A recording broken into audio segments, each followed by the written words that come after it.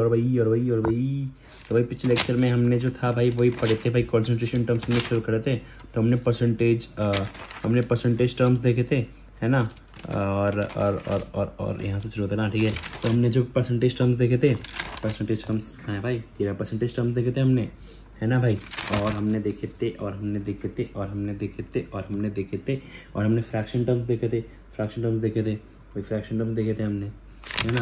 और भाई हमने पार्ट टर्म्स देखे थे, मतलब पीपीएम या पीपीबी, है ना भाई। बस अब भाई शुरू करते हैं, ठीक है। तो मतलब सर ने कुछ क्वेश्चन करवाए थे वही पिछले पीपीएम और पीपीबी पे, है ना। तो भाई एक बड़ा बढ़िया क्वेश्चन लगा था ये मेरे को, ठीक है। अगर तुम्हें देखना है तो देख लो। Chlorophyll extracted from crushed green leaves was dissolved in water to make 2 liter solution of this number of atoms। तो भाई यहाँ पे नंबर ऑफ एटम्स निकालना है, तो हम भाई इसे जो है ग्राम में लेंगे। तो 48 ग्राम इन 10⁶ मिलीलीटर ऑफ सिचुएशन, क्योंकि मुझे दिख रहा है मास से ही एटम निकलेगा, ठीक है भाई। तो अगर हम यूनिटरी मेथड से करेंगे तो भाई हमने कर दिया कि भाई 10⁶ मिलीलीटर में 48 है, तो 1 मिलीलीटर में इतना, 2 लीटर में भाई उसको मिलीलीटर में कन्वर्ट करके इनटू इससे मल्टीप्लाई कर दिया, तो है भाई हमारा वो आ गया जो है 2 लीटर में कितना मास होएगा। तो भाई मास, अब एटम कैसे निकलते हैं भाई, मास अपॉन मोलर मास कर देंगे, मोल्स निकल जाएंगे, इनटू एन कर देंगे तो एटम्स निकल जाएंगे, एटम्स निकल गए, ठीक है। दूसरा मेथड है भाई फॉर्मूला लगाओ यार, फॉर्मूला लगाओ वो वाला, अगर तुम्हें फॉर्मूला याद हो तुम्हें अगर वो वाला भाई, तो देखो कितनी जल्दी आएगा। इतने बड़ा हमने यूनिटरी मेथड किया, इससे अच्छा भाई हम सीधा फॉर्मूला लगाएंगे कि भाई 48 जो है भाई 48 ppm is equal to, ppm का फॉर्मूला याद है तुम्हें, पीपीएम क्या था भाई, ppm is equal to mass upon mass upon volume into 10⁶। तो ppm is equal to mass upon volume into 10⁶। हमने मास निकाल लिया भाई, ये वहाँ ले गए, बस भाई निकल गया मास, ठीक है भाई। अब भाई एक और क्वेश्चन, मतलब ऐसे ही है क्वेश्चन ये, मतलब वही हमने वही फॉर्मूला लगाया, पीपीएम का फॉर्मूला लगाया, ठीक है। फिर वो निकल गया, क्या नाम है, उसकी मास निकल गया। तो हमें निकालना था भाई सॉल्ट का मास निकालना था हमें, तो ठीक है। अगर हमें इसका अगर मान लो भाई 56 ग्राम में भाई, मतलब वही है, मतलब ये कॉमन सेंस के हैं भाई क्वेश्चन। यहाँ पे था भाई इस सॉल्ट का मास निकालना था हमें ना, वो दे रखा था, क्या नाम है, हमें पीपीएम ऑफ वो दे रखा था Fe, ठीक है, Fe दे रखा था, और 100 kg में निकालना था, ठीक है। तो हमने Fe का पहले पीपीएम से Fe का मास निकाल लिया। हमें पता है कि भाई 56 में भाई 278 ग्राम है भाई, हमने वो उससे किया ना मोलर मास में निकाल के, तो एक में इतना हो जाएगा और भाई एक में इतना हो जाएगा, तो बस फिर हमें इतने का निकालना था, 100 kg का, तो वो निकल गया, ठीक है। अब भाई what is the quantity of water should be added to 16 gram methanol to make mole fraction.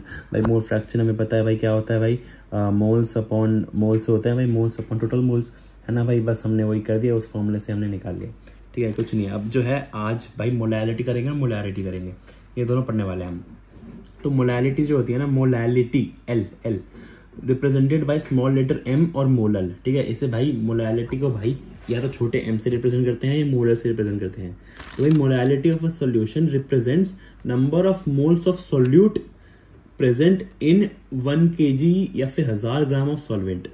मतलब भाई मोलैलिटी हो जाता है numbers of moles of solute upon mass of solvent in kg, ठीक है। इसमें याद रखना moles of solute upon mass of solvent, ठीक है, मास ऑफ सॉल्वेंट।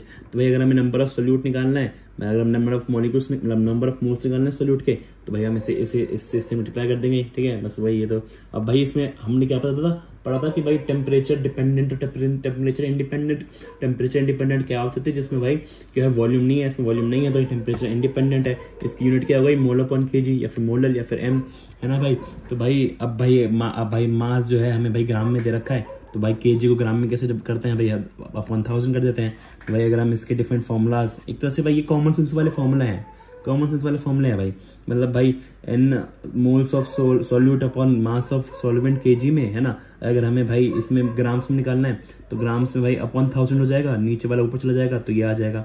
तो moles of solute in 1000 upon solvent, है ना भाई, अपॉन मास ऑफ सॉल्वेंट, है ना भाई। अब भाई मोल्स ऑफ सॉल्यूट क्या होता है भाई, गिवन मास अपॉन टोटल, मतलब मोलर मास, है ना। तो भाई मास of solute upon molar mass of solute into 1000 upon mass of solvent, given mass of solvent.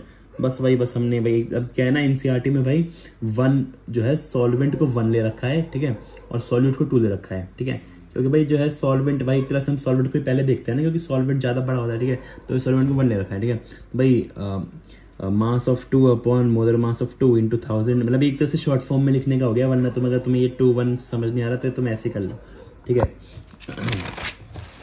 अब भाई अगर क्वेश्चन में लिखा है 3 मोलर NaOH एक्वस सॉल्यूशन, इसका मतलब हो गया 10 mole of NaOH in 1 kg या फिर 1000 ग्राम ऑफ सॉल्वेंट। और यहाँ पे H2O क्योंकि एक्वस सॉल्यूशन है मतलब वाटर सॉल्यूशन है ना भाई। अगर हम रिलेशनशिप बिटवीन मोलैलिटी और मोल फ्रैक्शन देखें, है ना, तो भाई हमने देखा मोलैलिटी क्या होता है भाई, मोलैलिटी क्या होता है भाई, given mass of solute upon molar mass of solute into 1000 upon ये, मतलब ये तो अगर ग्राम में है ना। तो भाई अगर हम मोलैलिटी देखें तो भाई इसमें भाई ये मोल्स हो गए, है ना, और ये भी ये अगर हम भाई इसमें जो है गिवन मास ऑफ सॉल्वेंट में भाई अगर हम मोलर मास ऑफ सॉल्वेंट से डिवाइड और मल्टीप्लाई कर देते तो सेम ही होता है ना।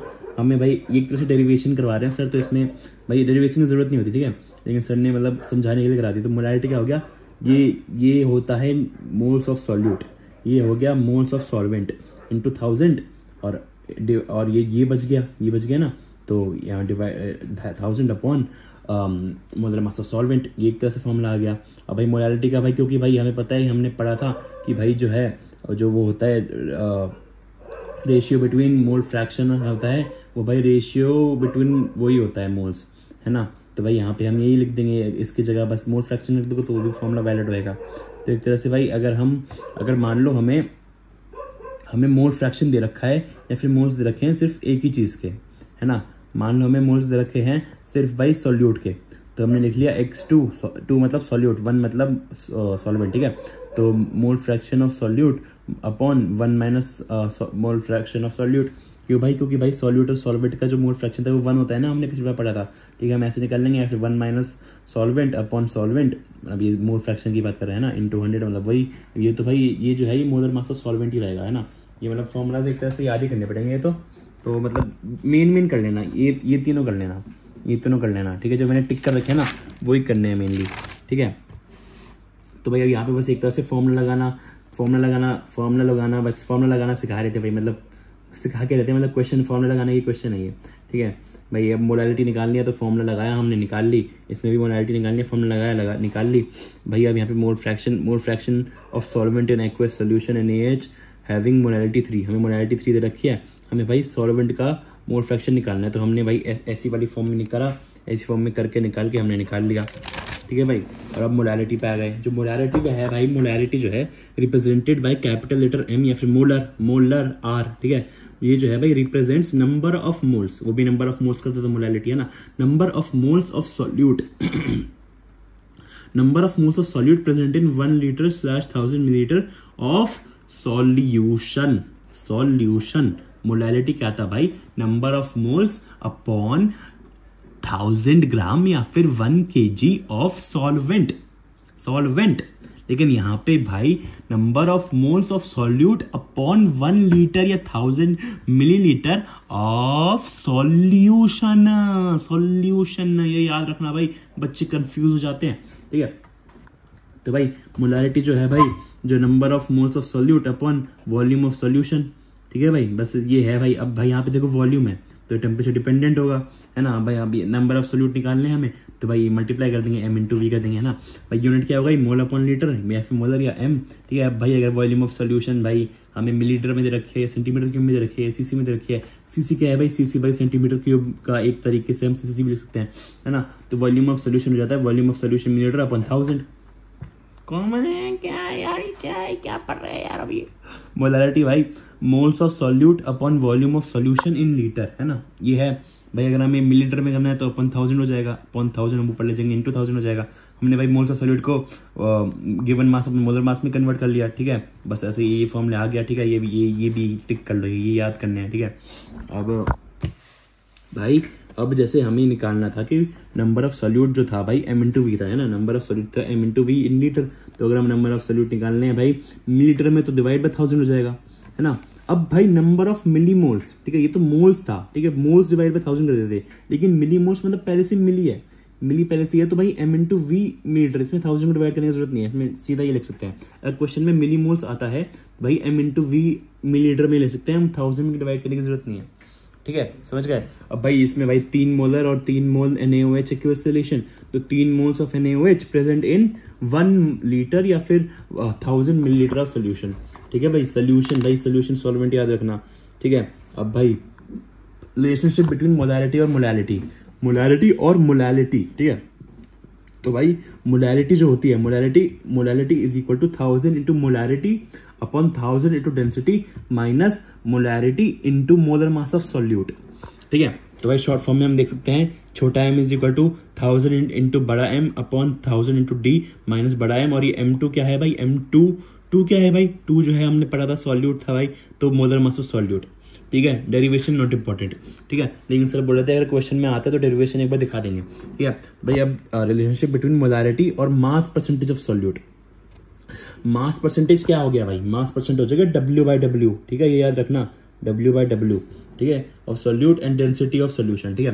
भाई अगर हमें डेंसिटी दे रखी है और मास परसेंटेज दे रखी है तो हम फॉर्मूला में बता सकते हैं molarity is equal to 10 into mass percentage into density upon molar mass of solute, ठीक है। तो भाई molarity is equal to 10x, जो भाई हमने मास परसेंटेज का x ले लिया, ठीक है, मास परसेंटेज ऑफ सॉल्यूट है याद रखना, ठीक है, मास परसेंटेज सॉल्यूट x और डेंसिटी अपॉन m2, 2 क्या है भाई solute, molar mass of solute, ठीक है। तो m is equal to 10xd upon m2, ठीक है।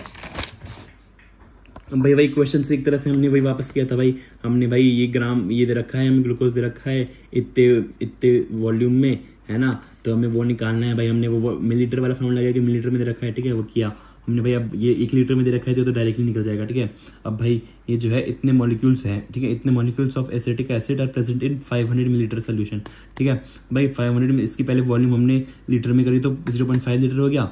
अब भाई इसके हमने अगर n मोल्स निकाले तो 6.02, इसके मॉलिक्यूल्स कैसे निकाले थे, मोल्स डिवाइड बाय n कर देते थे, ठीक है। भाई इसके मोल्स निकल गए, है ना, 10⁻³ मोल्स निकल गए, तो मोल्स अपॉन वॉल्यूम होता था, मोल्स अपॉन वॉल्यूम, तो हमारा आंसर आ गया, ठीक है भाई। अब वॉल्यूम ऑफ 0.8 m, अब भाई देखो मिलीमोल्स है, मिलीमोल्स है, तो यहाँ पे भाई हमें डिवाइड बाय 1000 की जरूरत नहीं है, ठीक है, क्योंकि मिलीमोल्स दे रखा है हमें, ठीक है। तो मिलीमोल्स जो 100 is equal to m into V millilitre में, तो मिलीलीटर में ऐसे जितना हम डिवाइड कर देंगे 100 डिवाइड बाई 0.8, ये पॉइंट आया तो ऊपर 0, 125 मिलीलीटर आ गया, ठीक है भाई। अब भाई ये हमने 2.8, भाई देखो ये है मास अपन वॉल्यूम है, ठीक है, मास अपन वॉल्यूम, चलिए यहाँ पे तो डेंसिटी है भी नहीं, चलो ठीक है, हमने बस मास अपन वॉल्यूम में दे रखा है 2.8%, तो इसका मतलब क्या हो गया 2.8 gram of KOH in 100 ml, ठीक है। तो हमने मोलैरिटी निकाली भाई, जो है मोलैरिटी क्या होती है भाई, मोलैरिटी क्या होती है भाई, given mass upon molar mass into 1000 upon जो वो है क्या नाम है मिलीलीटर, मतलब वो क्या नाम है वॉल्यूम भाई, वॉल्यूम यहाँ पे भाई, यहाँ पे तो 100 दे रखी है, तूने 1000 की लिखी, अरे भाई यहाँ पे वो हटाया ना पॉइंट, तो हम यहाँ पे मैंने ऐड कर दिया, ये 0 ये कट गया, ये 1/2 आ गया, ठीक है भाई। यहाँ पे भी वही सेम फॉर्मूले लगे हुए हैं, फॉर्मूला लगा हुआ है, ठीक है। अब देखो यहाँ पे जो था भाई, यहाँ पे डेंसिटी भी दे रखी थी, तो कुछ बच्चे ना कंफ्यूज हो गए, उन्होंने वो वाला फॉर्मूला लगा दिया ये वाला परसेंटेज वाला, ठीक है, ये वाला परसेंटेज वाला, है ना। तो भाई लेकिन ये जो है भाई, ये देखो ये जो है ये है भाई मास परसेंटेज नहीं है भाई, ये भाई मास अपन वॉल्यूम है, ठीक है भाई, इसलिए वो फॉर्मूला नहीं लगा सकते, ठीक है भाई, हमें नॉर्मली सॉल्व करना पड़ेगा भाई। ये जो है डेंसिटी भाई गुमराह करने के लिए रखा है क्वेश्चन में, भाई बहुत ही चालाक हो रहा है भाई क्वेश्चन भी आजकल। भाई 98 ग्राम भाई इन 100 ml, ठीक है भाई, 98 अपॉन 98, इसका भाई मोलर मास भी देखो तो 98 ही होता है, इंटू 1000 अपॉन 100, ठीक है भाई 10 आ गया, ठीक है। अब भाई डेंसिटी, अब भाई अब इस क्वेश्चन में लगाएंगे, इसमें भाई देखो इसमें जो है बाय मास दे रखा है, तो इसमें हम वो वाला फॉर्मूला लगाएंगे, ठीक है। और भाई aqua solution of a solute x molar mass 60 has d जो है अब डेंसिटी हमें वो दे रखी है। अब भाई मतलब हमें इसमें जो भाई इसमें हमें वो दे रखा है मोल्स, मतलब मोलल दे रखा है, मोलल, ठीक है, मोलल दे रखा है, मोलैरिटी नहीं दे रखी है, ठीक है। तो हमें मोलैरिटी निकालने हैं, तो हम बस वो वाला रिलेशनशिप बिटवीन मोलैरिटी और मोलैरिटी वाला फॉर्मूला लगा लेंगे। तो m क्या होता था भाई, m होता था, आंखें बंद करो, आंखें बंद करके बताओ, छोटा m होता था भाई 1000 इंटू बड़ा m अपॉन जो था भाई 1000 इंटू डी माइनस m बड़ा m इंटू भाई m2 मतलब सॉल्यूट, तो मोलर मास ऑफ सॉल्यूट, ठीक है। ऐसे हमने बस वो लगाया फॉर्मूला और हमने कर लिया, ठीक है भाई। अब आते हैं हम डाइल्यूशन और कॉन्सेंट्रेशन पे, ठीक है। तो भाई डाइल्यूशन क्या होता है, अगर हम किसी चीज को डाइल्यूटेड सॉल्यूशन बोलते हैं, डाइल्यूटेड मतलब भाई सॉल्वेंट बहुत ज्यादा है, मतलब भाई डाइल्यूटेड मतलब जैसे भाई अगर हम वो भी पढ़ते थे कि जैसे कॉन्सेंट्रेटेड HCl, तो उसमें ये बोलते हैं ना कॉन्सेंट्रेटेड मतलब भाई कॉन्सेंट्रेटेड मतलब उसकी कॉन्सेंट्रेशन ज्यादा है, कॉन्सेंट्रेशन ज्यादा मतलब HCl ज्यादा है, और भाई जो सॉल्वेंट होगा वो कम होगा, है ना। तो भाई डाइल्यूशन हम कैसे करते हैं, डाइल्यूशन में सॉल्वेंट ज्यादा होता है, ठीक है। अगर भाई एक जैसे मान लो पानी और चीनी है, ठीक है, किसी में भाई चीनी ठीक है, दोनों में सेम पानी सेम चीनी है, अगर हम भाई दोनों में सेम वाले में, ठीक है, पहले हम पानी डाल देंगे, ठीक है, तो ये डाइल्यूशन हो जाएगा, डाइल्यूशन कर दिया, एडिशन ऑफ सॉल्वेंट, ठीक है। अगर हम उसमें भाई पानी और चीनी में से वो निकाल लेंगे, क्या नाम है, पानी थोड़ा सा निकाल लेंगे, रिमूवल ऑफ सॉल्वेंट, तो भाई जो है क्या नाम है वो, ये कॉन्सेंट्रेशन हो गई क्योंकि भाई जो शुगर है वो बढ़ गई भाई सॉल्वेंट में, है ना। अब भाई कुछ लोग बोलेंगे भाई तो हम भाई कॉन्सेंट्रेशन अगर हमें बढ़ानी है तो भाई हम तो सॉल्यूट भी तो ऐड कर सकते हैं। हाँ कर तो सकते हैं, लेकिन भाई अब जो हम पढ़ने जा रहे हैं ना उसके लिए भाई number of moles of solute same होने चाहिए, कांस्टेंट होने चाहिए, कांस्टेंट, ठीक है। तो भाई अगर हमें number of moles of solute हमें कांस्टेंट है, ठीक है, क्योंकि भाई सॉल्यूट में तो चेंज आया नहीं, हमने बस सॉल्वेंट का एडिशन और रिमूवल किया है ना। तो भाई number of moles of solute constant है, ठीक है। तो एम वी कॉन्स्टेंट हो गया भाई, वो फॉर्मूला याद है ना यार, तो मैं पीछे नहीं जा रहा, मैं दिखाने, ठीक है। एम वी कॉन्स्टेंट हो गया, ठीक है। तो भाई अब जब भी कॉन्स्टेंट होता है तो हम हमेशा ऐसे लिख सकते हैं ना, एम इज इक्वल टू क्या बोलते हैं इसे, क्या बोलते हैं यार इसे, क्या बोलते हैं, मैं तो भूल ही गया भाई इसे क्या बोलते थे भाई, ओ शिट, प्रोपोर्शनल भाई, क्या पागल हो गया मैं। M is directly proportional to 1 upon volume, है ना। अब भाई ये किसकी तरह दिख रहा है भाई, 1 y is equal to 1 upon x। इसमें क्या बनता था ग्राफ, इसमें बनता था रेक्टेंगुलर हाइपरबोला, तो हमने रेक्टेंगुलर हाइपरबोला ऐसा ग्राफ बन गया, ठीक है। ये भाई बेसिक मैथ्स में भाई सीख रखा है हमने, ठीक है। तो बेसिक मैथ्स के लेक्चर देखो भाई तुम, ठीक है। अब भाई जैसे हमें 2 कंटेनर दे रखा है, पहले कंटेनर में भाई M1 है, वॉल्यूम 1 है, ठीक है। तो भाई और फिर दूसरे कंटेनर में दूसरा कंटेनर बड़ा है तो M2 भी ज्यादा है, वॉल्यूम भी ज्यादा है ना। तो भाई हम इसकी डाइल्यूशन कर दी, डाइल्यूशन मतलब वो सॉल्वेंट ऐड कर दिया है ना, और कॉन्सेंट्रेशन मतलब सॉल्वेंट घटा दिया है ना। तो भाई अब इसमें देखेंगे मोल्स तो सेम ही है, मोल्स ऑफ सॉल्यूट जो है, मोल्स ऑफ सॉल्यूट तो कांस्टेंट है ना, मोल्स ऑफ सॉल्यूट मतलब M1 V1 is equal to M2 V2 हो जाएगा। मोल्स ऑफ सॉल्यूट जो है कांस्टेंट है तो M1 V1 जो है M2 V2 हो जाएगा। तो अभी हमने ये समझा है, ठीक है, अभी हमने समझा है। अब इसके क्वेश्चन जो है और आगे जो है अभी आगे करेंगे अगले लेक्चर में। आज का लेक्चर की रिवीजन यहीं खत्म होती है। Bye bye, signing off, bye bye.